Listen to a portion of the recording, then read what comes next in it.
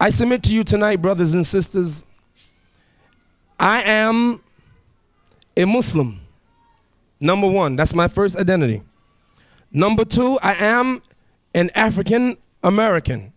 My skin is black. That's my second identity. I love my black skin.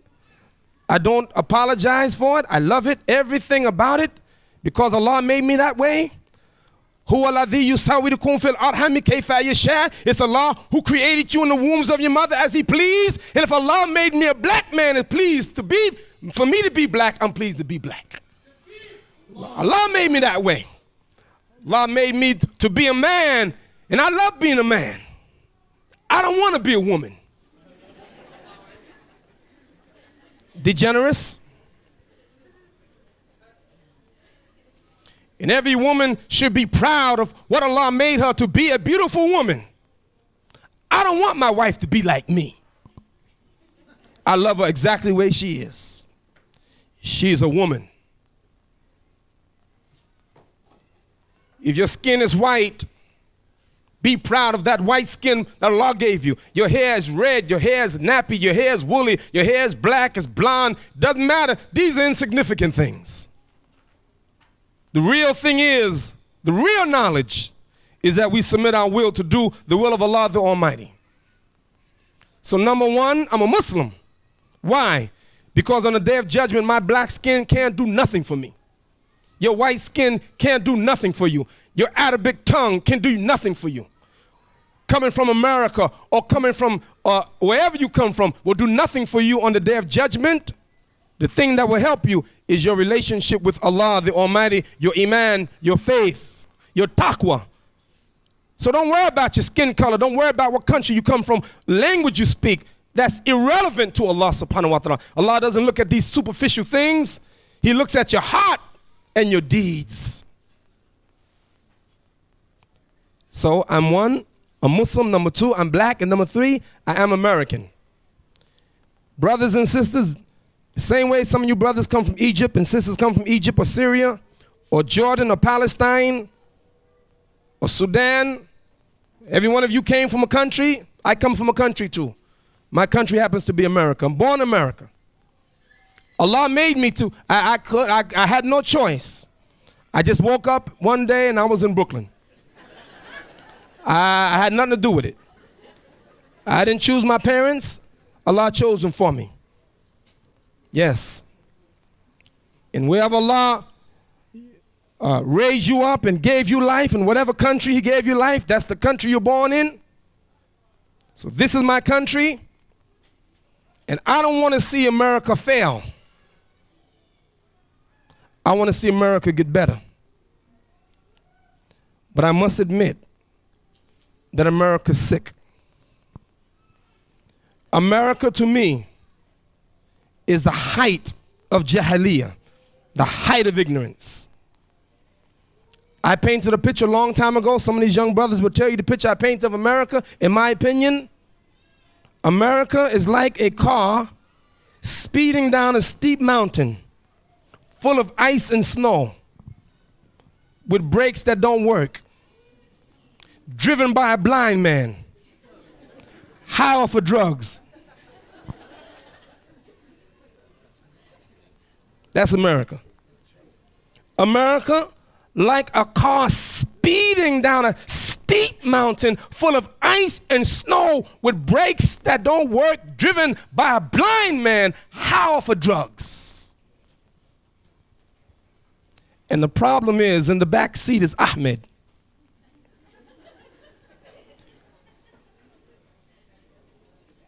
Whose feet are on the brakes and whose hands control the throttle?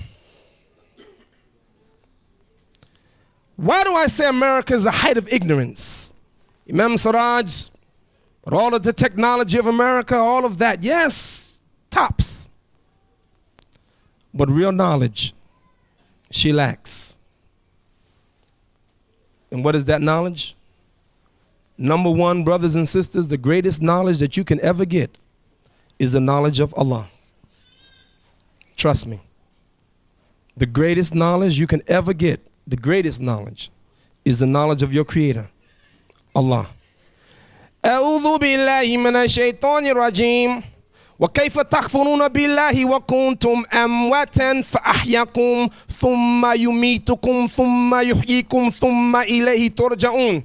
كيف تكفرون بالله وكنتم أمواتا فأحياكم ثم يميتكم ثم يحييكم ثم إليه ترجعون. How can you deny Allah when you were dead and He brought you to life? And then He will take you again, He will kill you and then bring you to life again, and then you have to return to Him.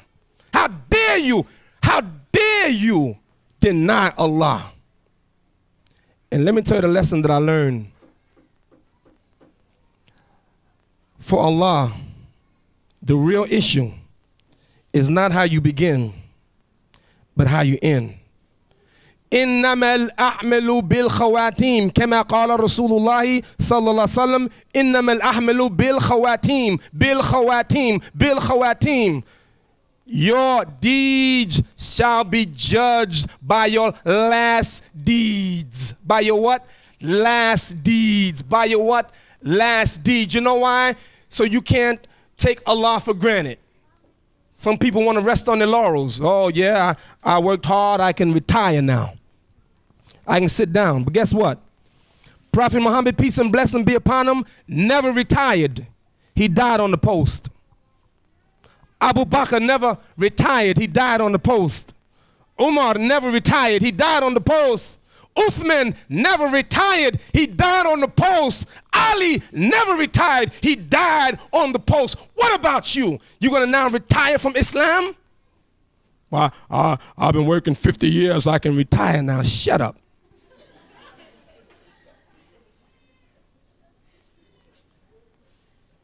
Brothers and sisters, really, the best knowledge you can get is the knowledge of Allah. And I want to leave you with one of His names. Yes, knowledge is sacred. What kind of knowledge? And you make sure that you don't be ignorant to the real knowledge and then get the superficial knowledge that can't help you on the day of judgment. Because even if you're a mathematician, by being a mathematician will not get you into Jannah, not get you into paradise. Don't get me wrong. Don't say Imam Siraj is teaching against secular knowledge. No, I'm not. Imam Siraj is teaching us priority. Make sure you get the right knowledge first. And the most important and significant knowledge is the knowledge of Allah. Once you have that, then you can put everything else in perspective. One of the brothers from New York, alhamdulillah, made Hajj. Sheikh Rafiq, is the principal of the school, the Muslim school under which my children go to. And by the way, brothers and sisters, in case you didn't know it, there are 17 full-time Muslim schools in New York City. But don't get excited, because those 17 full-time Muslim schools only accommodate less than 1% of the Muslim youth. So even though 17 appears to be a lot, it's really insignificant according to what we need. But this school, Islamic Elementary School, Sheikh Rafiq is the principal. He went to make Hajj. He was at JFK Airport the day on the way to go to Jeddah, and he had in his briefcase $15,000 in cash. And he put the briefcase standing up on the line, ticket counter. He put the briefcase between his legs. He says, Imam, I turned 1 second and I looked, it was gone. $15,000 cash stolen. The person who stole it is a person that's jahil, ignorant, because they don't know Allah. 14 million Americans arrested a year because the country is full of jahiliyyah. 21,000 people murdered in America because the country is steeped in ignorance. 30,000 Americans took their own lives, committed suicide because they're steeped in ignorance. American women parade themselves naked on magazines, on the internet. Raunchy telephone calls for money because we're steeped in ignorance. prostitutes walking up and down the street, army with sex perversion, corrupted officials, president, Congress. More money spent in America on illegal drugs than on food and clothing and education. Why? Because America's in ignorance, not technology. She has that.